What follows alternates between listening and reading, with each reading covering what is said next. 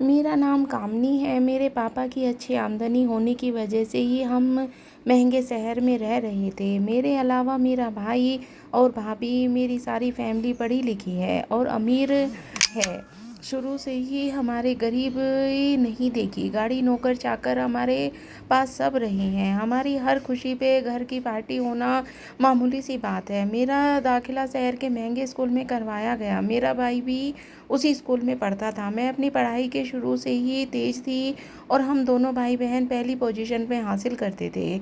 Matric करने के बाद भाई के पापा ने लंदन भेज दिया। भाई के जाने से मैं उदास हो गई। वह मेरे लिए एक दोस्त की तरह था। मैंने आगे के शहर के महंगे कॉलेज में दाखिला ले लिया। यहाँ पर मेरे बहुत से अच्छे दोस्त बने।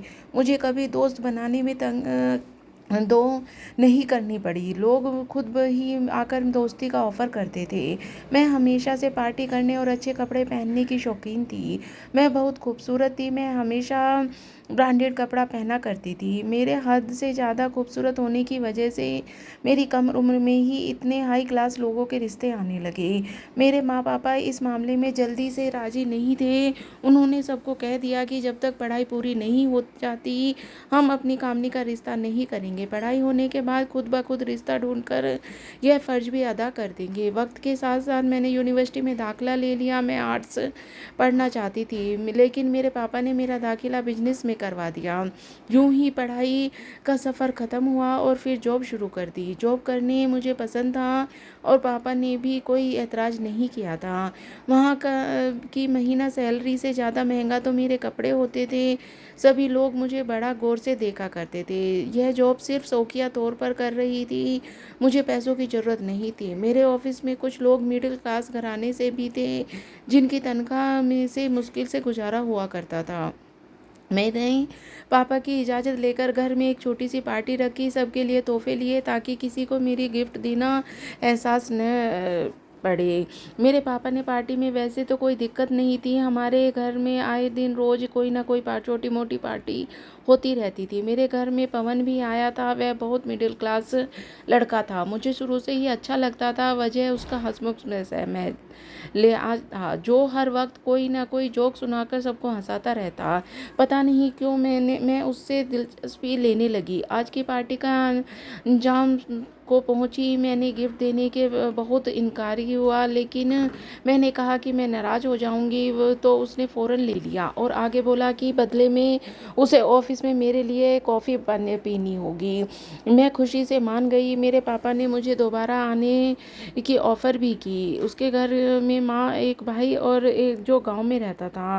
वो लोग पहले किसान थे, लेकिन अब बीमारी की वजह से घर पर ही रहते थे। वहाँ छुट्टियों में जाता, वरना अपनी तनख्वाह का एक अच्छा सा हिस्सा उन्हें भेज दिया करता ताकि उनका गुजारा बसर हो सके।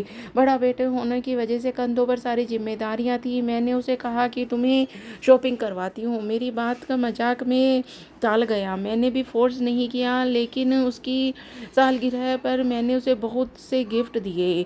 वह मेरी दोस्ती प्यार में बदलने लगी। हम दोनों ऑफिस टाइम में एक साथ होते और ज़्यादा वक्त इकट्ठे गुजारते। वक्त गुजरने लगा। ऑफिस में सब लड़कों का झुकाव मेरी तरफ हो रहा था। मेरे ऑफिस में बॉस ने मुझे पसंद करता था, लेकिन हैरत की बात यह थी कि लड़कियों ने मुझे उससे दूर रहने को कहा था। उनके मुताबिक वह एक अच्छा इंसान नहीं था। खैर, मुझे क्या लेना देना। मेरे लिए तो पवन की दोस्ती काफ़ी थी। उसने मुझे ढाबे पर खाना खिलाया, अपनी बाइक पर घुमाया। बारिशों के मौसम में उसे ज़बरदस्ती घसीट कर साथ ले जाती। मुझे पवन की मोहब्बत हो गई थी।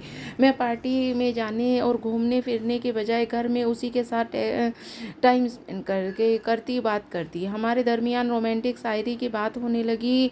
मोहब्बत सिर्फ मुझे नहीं, उसे भी थी। मेरे पापा मेरा रिश्ता किसी अमीर फैमिली में देखने लगे। मैंने पवन से कहा कि वह वो रिश्ता भेज दे, वरना मेरी शादी कहीं और हो जाएगी। मेरी बात पर उसका मुंह खुला का खुला रह गया। फिर उसे पूछा कि मुझे गुस्से में कहा, क्या तुम मेरे साथ टाइम पास कर रहे हो? वह फौरन बोला, यह वजह नहीं है। वो भी मुझे शुरू से ही पसंद करता है, लेकिन उसका स्टेटस मेरे स्टेटस से मैच नहीं करता। मैंने उसे कहा कि वह एक एक बार रिश्ता भेजे, मैं उसके साथ झोपड़ी में रहने के लिए भी तैयार हूँ। मेरी इस बात पर वह हंस पड़ा। उसने घर की बात की और पापा के लिए कोई एतराज नहीं था। वो मेरे घर रिश्ता लेकर आए। मैं बहुत खुश थी, लेकिन मेरे पापा ने इनकार कर दिया। मेरी भूख हड़ताल, कमरे में बंद होना, जान लेने की धमकी कुछ काम नहीं आया। वो मेरा रिश्ता मेरे बॉस से तय कर चुके थे। उनकी जिद्दी ने मुझे बिगाड़ दिया था। मैं उनके खिलाफ जाने का फैसला कर लिया और फिर शादी वाले दिन मैं ऐशो आराम को लात मारकर पवन के साथ भाग गई। हमारे गाँव में जाकर शादी कर ली। पवन ने मुझे कहा कि मैं सोच समझकर फैसला लूं, लेकिन मेरी जिद ने वह हार मान गया। गांव के कच्चे घर में 3 कमरे के थे। उनके माँ बाप पढ़े लिखे नहीं थे। पवन का एक ही भाई था जो कॉलेज में पढ़ रहा था। गांव की औरतें मुझे गौर से देखने लगी। उनकी बातें बहुत फनी थी। मैं बिल्कुल गुड़िया जैसी लगती थी। वो मुझे हाथ लगाकर चेक कर किया करती थी, क्या यह असली है या नहीं। यह सब औरतें मेरी सास को मुबारकबाद देने लगी। उनके भाग खुल गए, जो इतनी खूबसूरत बहू मिली। मेरे पापा ने मुझे बहुत धमकियां दी, प्यार से समझाया मैं वापस आ जाऊं, पवन को तलाक ले लूं, लेकिन मैं नहीं मानी। उन्होंने मुझे गुस्सा में कह दिया कि वो मेरे लिए हर रिश्ता ख़त्म कर देंगे। मेरे भाई ने मुझे समझाया, पवन तुम्हारे खर्चे नहीं उठा सकता। मैंने एक सूट भी उसकी पूरी तनख्वाह की कीमत जितना होता है, लेकिन मैंने यही कहा कि मैं रह लूँगी। पवन की मोहब्बत मैंने बहुत कुछ नहा गाँव के कच्चे मकान और मच्छरों के बीच गुजार दिए। फिर पवन और मैं वापस अब शहर आ गए। पवन को नौकरी से निकाल दिया गया, लेकिन मुझे नहीं निकाला गया। शायद मेरे पापा ने मुझे वापस बुलाने के लिए मेरा दिल उनसे गुमान होने लगा था। पवन को मेरे ऑफिस में ज्वाइन करने का कोई एतराज नहीं था। मेरे बॉस ने भी इशू नहीं बनाया, बल्कि सब ऑफिस वालों ने मुझे मुबारकबाद दी, कुछ ही नसीहत की, जैसे जैसे करके आपने पापा को राजी कर लो। पवन नौकरी की तलाश में आजकल धक्के खा रहा था। हम दोनों ने छोटा सा एक किराए पर घर ले लिया। सैलरी से हमने कुछ सामान भी खरीद लिया। मेरी शादी के 2 महीने होने को थे। पवन एक दुकान पर खड़ा हो गया। यह सब मेरे स्टेटस के मुताबिक तो नहीं था, लेकिन कोई मुझसे मेरे पति की नौकरी के बारे में पूछता तो मैं झूठ बोल देती कि वह बहुत बड़ी कंपनी में जॉब करता है। हालांकि वह अपने सारे तनख्वाह हर माह घर भेज देता है। मैंने मॉल जाने के ब्रांडेड कपड़े लेने बंद कर दिए। होटल में महंगा खाना खाना भी छोड़ दिया। साथ वाली पड़ोसन से कुछ खाना बनाना सीखा था। अब मैं खाना खुद बनाती थी। महीना होने को था, तेल दाल सूखी रोटी ही ज़्यादातर खाई जाती थी। यहाँ कोई नौकर नहीं था। मेरी ज़िंदगी बहुत टफ हो रही थी, लेकिन मैं पवन को मोहब्बत में साथ बहुत खुश थी। मैं उसे कहती कि वो किसी बड़ी कंपनी में अप्लाई करे, वो टाल देता। शादी के तीसरे महीने हमारी इस बात पर बहस भी हुई। रोज़ रिक्शे में ऑफिस आते जाते मोहल्ले वालों के खास मर्दों की नज़र मुझे महसूस होती। मैं ऑफिस में कर्जे के लिए अप्लाई किया ताकि पवन बाहर जाकर कमा सके। उसने बहुत मना किया, लेकिन मैंने कहा दिया कि आज हम 2 हैं, कल हमारी औलाद होगी, हमें उनके लिए भी कुछ करना होगा। शादी के बाद मैंने एक बात नोट की थी कि पवन हंसमुख सिर्फ ऑफिस में था। घर में वह आम लोगों की तरह था, लेकिन वह मेरी इज्जत करता था। मगर इज्जत से सारे उम्र पेट नहीं भर सकता। ऐसी बातें कभी कभी मेरे दिमाग में गुजर जाया करती थी। दोस्तों के कहने पर पापा ने भी मिलने गई, लेकिन चौकीदार ने ही अंदर नहीं जाने दिया। मेरे पापा ने सारी प्रॉपर्टी भाई के नाम कर दी, मेरे साथ मेरे सारे रिश्ते तोड़ दिए और सबको सख्ती से मना किया कि ऑफिस या घर में मेरा दाखिला मुमकिन नहीं है। भाई की शादी उन्होंने एक बिजनेसमैन की बेटी से कर दी। भाई भाभी को लेकर बाहर के मुल्क में चला गया। बॉस जो लोन दिया था, मैंने उसे पवन के दुबई भेजने का फैसला कर लिया। वीज़ा लगते ही पवन दुबई चला गया। उसे वहाँ 1 लाख सैलरी पर नौकरी मिल गई। वक्त गुजरता रहा। पवन दुबई गए 2 साल हो गए थे। वह 2 साल बाद आया और 15 दिन बाद दोबारा चला गया। हम दोनों के रिश्ते में मिठास खत्म हो चुकी थी। हम एक दूसरे को बेजान रहने लगे थे। ना ही उससे ज़्यादा बात की और ना ही उसने मेरा हाल पूछा। उस दिन गांव में मेरे ससुराल वाले भी आए थे। वो 2 दिन रुके और बेटे से मिलकर वापस चले गए। मेरी सास ससुर भी मेरे से अभी हमारा खर्चा पूरा नहीं होता था, वह सादे से लोग मेरी बात सुनकर चुप हो गए। मुझे कभी-कभी गुस्सा कि सारी कमाई इन्हें दे दी जाती है, हालाँकि इस पर मेरा हक है। मैं अपने पति से बहुत परेशान हो चुकी थी। मोहल्ले का हर मर्द मुझे हवस भरी नज़रों से देखता, क्योंकि किसी की भी बीवी इतनी खूबसूरत नहीं थी। सबकी ज़िंदगी उनके बच्चों के पीछे गुजर रही थी। हम अपना आप जीना भूल गए थे। मेरी मोहब्बत ख़त्म हो गई थी। दिल और दिमाग में दोनों काम करना बंद कर दिया था। मुझे लगा कि मुझे माँ पापा का फैसला मान जाना चाहिए था, लेकिन अब देर हो चुकी थी। अपने फैसले पर पछता रही थी। माँ की बात की तो वह मिलने आ गई, लेकिन इस गली में छोटे घरों में वो ज़्यादा देर बैठ नहीं सकी। लाइट भी गर्मियों में कम ही आती थी। मुझे अपने साथ शहर ले आई गई, नए कपड़े भी दिला दिए। इतने दिनों बाद मुझे यह बहुत अच्छा लग रहा था। बस और गलियाँ किचन में काम करना मुझे निराश कर रहा था। पवन ने भाई ने यूनिवर्सिटी में एडमिशन लिया तो मेरे पति ने 2 माह मुझे खर्चा भेजने की बजाय उसकी फ़ीस भर दी। मैंने इस बात पर बहुत झगड़ा किया। जब भी हमारी बात होती झगड़ा अक्सर होता था। वो पहले की तरह घंटों बात करना, शायरी करना सब 2 दिन की चांदनी थी। अब आगे सिर्फ अंधेरी रात थी। ऑफिस में सब लोग मेरे हालत पर बखूबी वाकिफ थे। क्यों न होते। ब्रांडेड कपड़े पहनने वाली एक लड़की अब सादे से कपड़ों में ऑफिस आती थी। एक दिन मैं कोई फाइल लेकर बॉस के कमरे में गई तो उन्होंने कहा कि मेरे पति को हीरे की पहचान नहीं है। जो कपड़े मैंने पहने रखे थे वे लायक नहीं है कि अगर मैं उनसे शादी नहीं करना चाहती थी तो बेशक न करती, मगर किसी ऐसे आदमी से तो करती जो मुझे रानी की तरह रखता। मैं खामोश होकर रह गई। मुझे अपनी हर इम्पोर्टेंस मीटिंग में शामिल करने लगे। कुछ ही वक्त में मेरे प्रमोशन कर दी। शुरू में मेरा ज़मीर मुझे मना करता यह सब ठीक नहीं है, लेकिन आहिस्ता आहिस्ता मैंने ज़मीर का सुनने छोड़ दी। मैं उनसे भी 2-3 बातें कर लेती। मुझे समझ आ रहा था कि अब वो मुझसे मोहब्बत करते हैं।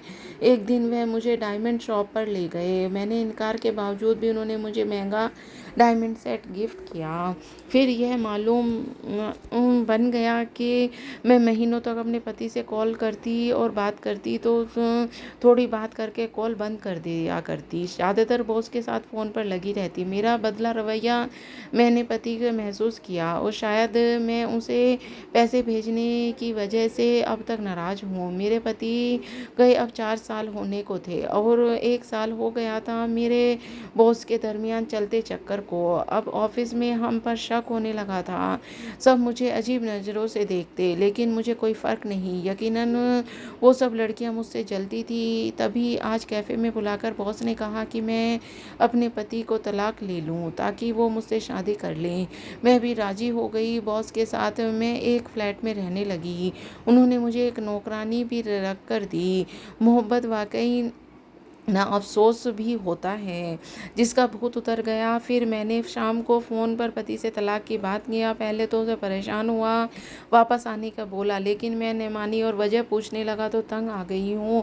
अब इस तरह की ज़िंदगी नहीं गुजार सकती। कितनी मिन्नत की, अब मुझे हर महीने पूरा खर्च भेजेगा, लेकिन मैं किसी हाल में उससे साथ नहीं रहना चाहती थी। आखिरकार वह मेरी बात मान गया। मैंने पति से तलाक लेकर अपने बॉस से शादी कर ली। जब वो मुझे अपने घर की जगह एक झोपड़ी में ले आया जहाँ एक बड़ा सा खड्डा खुदा हुआ था, जोर जोर से चीखने लगी। वो मुझे गड्ढे में मुझे जिंदा दफनाने के इरादे से यहाँ ले आया था। वो मुझे मारना चाहता था। ऑफिस की लड़कियाँ ठीक ही कहती थी। वह एक गंदा इंसान है। वहाँ से भागने लगी। उसने मुझे पकड़ लिया। वो पागलों की तरह हंस रहा था। मुझे अपनी गलतियों का पछतावा होने लगा था। पवन ने आज तक मुझसे बदतमीजी नहीं की थी। वह मेरा बॉस मुझसे अपनी बेइज्जती का बदला ले रहा था। जब पहली बार उसने मुझे प्रपोज किया तो मैंने शादी के लिए कहा था तो मैंने उसे इंसल्ट की थी। उसने फैसला कर लिया था कि वह मुझसे बदला लेगा। मैं इतने लोगों के सामने खुलेआम रिजेक्ट कर दिया। उसने पवन की नौकरी से निकाल दिया।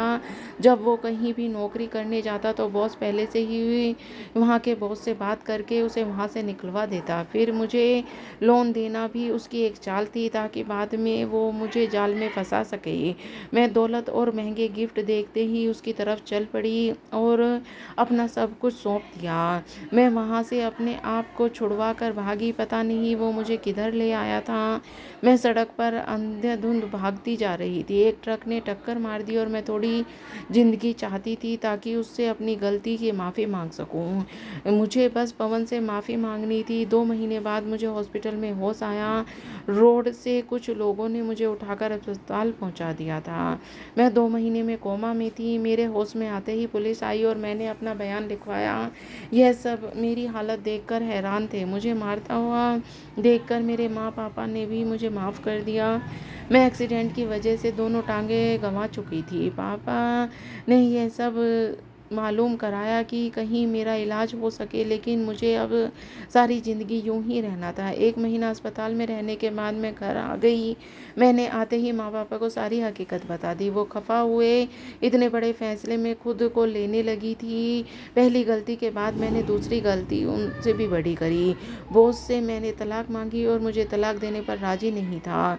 मुझे कातिलाना हमला किया था। मैं अपना मामला अदालत ले गई। मेरे पापा पैसे लगाकर एक काबिल वकील किया और तलाक दिलवा दिया। बस को साल की सजा हुई। आज इस हादसे को 2 साल होने वाले हैं। मैंने पवन से भी माफ़ी मांग ली, मगर उसने मुझे कोई जवाब नहीं दिया। मेरा फ़ोन काट दिया। मैंने ऊपर वाले से अपनी गलतियों की माफ़ी मांगती हूँ। मैंने अपने पति के साथ गलत की थी, उसी ने मुझे सज़ा मिली है। एक दिन गाड़ी में भाभी के साथ बाहर गई तो नज़र पवन पर पड़ी। वो दुकान पर खड़ा था। मेरी भाभी की मदद से मैं व्हील चेयर पर बैठी थी। पवन के साथ एक लड़की थी जिसने एक छोटा सा बच्चा भी उठाया हुआ था। उसे देखकर मुझे खुशी हुई कि उसने ज़िंदगी में आगे बढ़ने का फैसला किया था। मेरी आवाज़ पर उसने मुझे देखा और हैरान रह गया। मेरा हाथ जोड़कर सबके सामने उससे माफ़ी मांगी। उसकी पत्नी होते हुए भी मैंने किसी और के साथ रिश्ता बनाया। आज उसने मुझे माफ़ कर दिया। अपनी बीवी और बच्चे से मेरा सामना करवाया। 2 साल पहले ही मेरी शादी के बाद उसने शादी की थी और अपनी बीवी बच्चों के साथ खुश था। उसकी कंपनी उसका ट्रांसफ़र अपने देश में करा लिया। अब भी उसे तंग गली में अपने बेटे और बीवी के साथ रहता है, लेकिन उसकी ज़िंदगी इतनी मुश्किल थी। उसकी बीवी ने वो घर जन्नत बना दिया था। मैं खाली हाथ थी। मेरे ये रिश्ते खून गवा दिए था। मैं घर लौट कर आई। मेरे पापा भी अपनी मर्जी चलाने वाले नहीं थे। वो बस अपनी औलाद की भलाई सोचा करते थे। मेरी आंखों में दौलत की पट्टी हटी। मुझे यह बात समझ आ गई कि अब स्कूल खोल लिया जहाँ 100 बच्चों को मुफ्त में शिक्षा ग्रहण करने आते। मैं यूं ही दूसरों की मदद करके अपनी ज़मीन का बोझ उठाने की कोशिश में हूँ। आप भी मुझे मेरे लिए दुआ करें कि ऊपर वाला मुझे मेरी सारे गुनाह माफ़ कर दे। वैसे तो मेरे गुनाह माफ़ करने के लायक नहीं है, लेकिन ऊपर वाले से मेरी दुआ है। तो दोस्तों, आपको मेरी कहानी कैसी लगी मुझे एक कमेंट करके ज़रूर बताना। मैं ऐसी ही कहानियाँ आपके लिए लाती रहूँगी। पूरी कहानी सुनने के लिए